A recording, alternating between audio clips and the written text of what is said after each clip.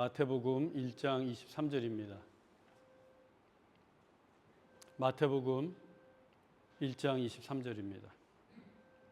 먼저 한글로 한번 다 함께 읽고 이어서 영어로 다 함께 봉독하도록 하겠습니다.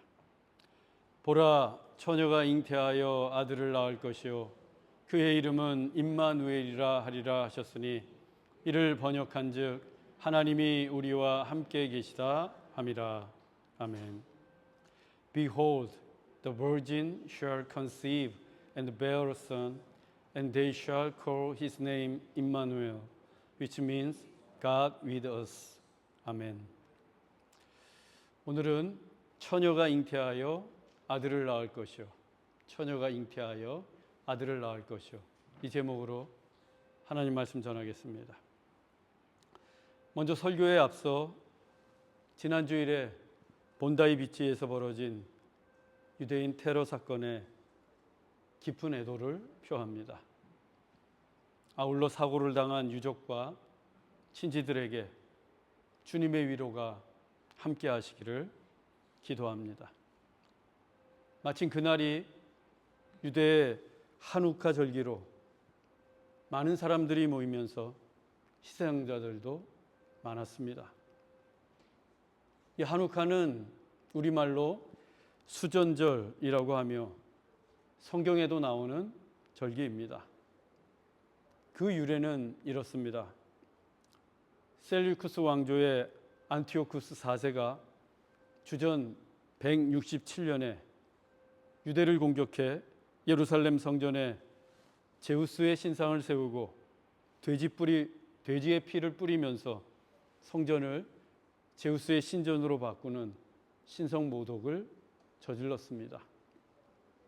이에 분노한 유대의 독립운동가 마카비가 주전 164년에 독립군을 이끌고 예루살렘 성전을 탈환하게 됩니다. 그리고 더럽혀진 성전을 깨끗이 정화하고 다시 하나님께 봉헌을 했습니다. 이를 기념하는 8일 동안의 절기가 한우카이고 빛의 축제로 불립니다. 올해 그 절기의 첫날이 지난주일이었고 빛의 축제 대신에 참담한 사고가 벌어졌던 것입니다. 그 뜻깊은 절기에 그리고 성탄을 기다리는 대림절 기간에 이 같은 일이 벌어진 것이 무척이나 마음이 아프고 안타깝습니다. 그래서 우리에게는 더더욱 성탄의 주님이 필요합니다. 오늘은 2000년 전 예수님의 성탄을 기념하고 축하하는 성탄 주일입니다. 1년 중 가장 기쁘고 복된 날입니다. 하나님의 아들 예수님의 탄생은 분명 온 세상의 기쁨이요 복된 소식이요 인류의 희망입니다.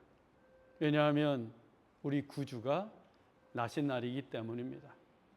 성탄이 없이는 교회도 없고 성탄이 없이는 인류의 소망도 없고 성탄이 없이는 우리의 구원도 없습니다. 따라서 성탄은 가장 기쁘고 복된 날이 분명합니다.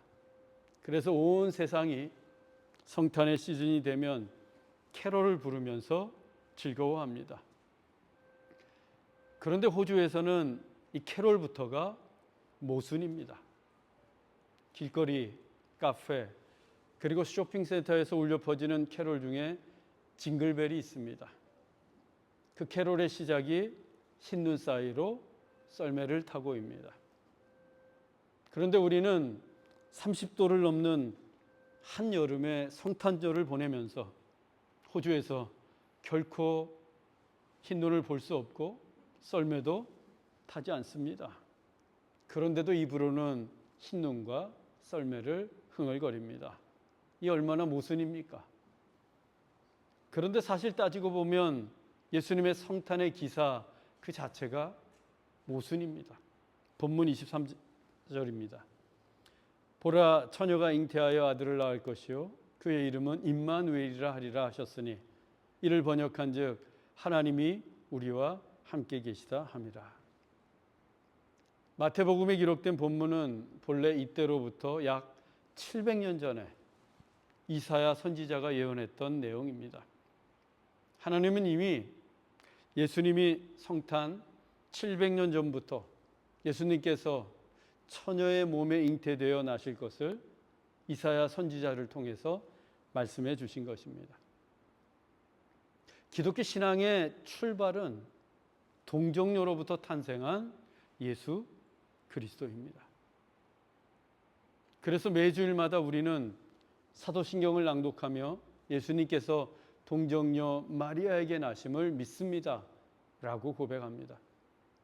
예수님께서 동정녀 마리아를 통해 나신 것이 우리 기독교 신앙의 근본이기 때문입니다. 그런데 생각해 보세요. 어떻게 처녀가 자식을 잉태할 수 있습니까? 어떻게 동정녀가 아들을 낳을 수 있어요? 우리의 이성과 과학적인 지식으로는 이해할 수가 없습니다. 아니, 인간에게는 불가능한 일이에요. 그런데도 성경은 보라, 처녀가 잉태하여 아들을 낳을 것이라고 합니다. 이 얼마나 큰 모순입니까? 인간의 머리로는 도무지 극복할 수 없는 모순입니다. 예수님이 탄생하신 날은 또 어떻습니까?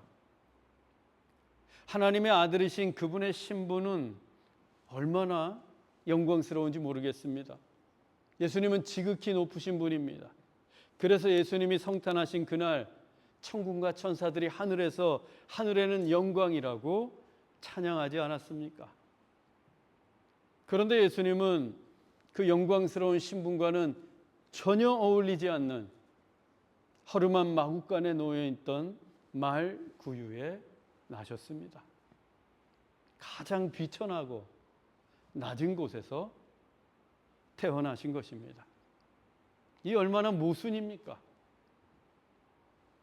그러면 예수님께서는 왜 이처럼 모순 속에서 태어나셨을까? 첫째, 예수님이 처녀의 몸에 잉태되신 것은 성령으로 인함입니다. 즉 예수님은 인간에 의해 잉태되신 것이 아니라 순전히 하나님에 의해 잉태되신 것입니다. 이는 예수님께서 죄 없는 몸으로 이 땅에 나시기 위함입니다. 죄인을 구원하실 수 있는 분은 오직 죄 없으신 예수님뿐이기 때문입니다. 만일 예수님께서 인간에 의해 잉태되셨다면 그분 역시 죄인일 뿐입니다. 인간에 의해 잉태된 사람은 아무리 훌륭하고 선해도 죄인에 불과합니다. 죄인은 결코 같은 죄인을 구원할 수가 없습니다. 예수님에게 죄가 없을 때에만 죄인들을 구원하실 수 있습니다. 따라서 예수님께서 처녀의 몸을 빌려 성령으로 잉태되어 성탄하신 것입니다. 두 번째, 예수님께서 허름하고 비천한 말 구유에 태어나신 것은 우리와 함께 하시기 위함입니다. 높고 영화로우신 예수님께서 그 신분처럼 높고 영화로운 곳에만 계신다면 결코 우리와 함께 하실 수 없습니다. 그러나 예수님은 우리와 함께 하시기 위해 낮은 곳으로 우리에게로 오셨습니다. 그것도 말 구유로 오셨습니다. 말 구유보다 더 낮은 곳은 없습니다. 어느 부모가 신생아를 그 말 구유에 누이겠습니까? 예수님은 그렇게 가장 낮은 곳으로 오셨던 것입니다. 가장 낮은 곳에 있는 사람들과도 함께 하시기 위함입니다. 그래서 예수님의 또 다른 이름이 임마누엘입니다. 임마누엘의 뜻은 하나님이 우리와 함께 하신다입니다. God with us. 하나님은 우리가 기쁠 때나 슬플 때나 성공할 때나 실패할 때나 건강할 때나 병들 때나 일어설 때나 넘어질 때나 언제나 우리와 함께 하십니다. 임마누엘의 하나님이시기 때문입니다. 그 증거가 예수님의 성탄입니다. 사랑하는 형제자매 여러분, 2000년 전 예수님은 모순을 뚫고서 이 땅에 오셨습니다. 그래서 순전히 우리를 위함이셨습니다. 죄인된 우리를 구원하시기 위해 처녀의 몸으로 성령으로 잉태되셨고, 임마누엘, 우리와 함께 하시기 위해 가장 낮은 곳 말구유에 나셨습니다. 이 같은 성탄의 의미를 되새기며 하나님께 감사하는 성탄의 시즌이 되기를 주 예수 그리스도의 이름으로 축원합니다. 기도하겠습니다.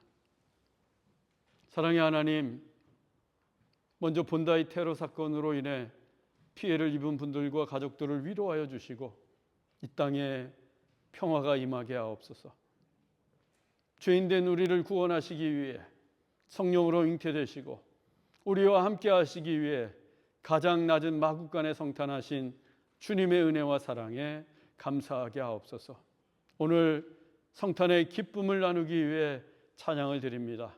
주님 홀로 영광 받으시옵소서.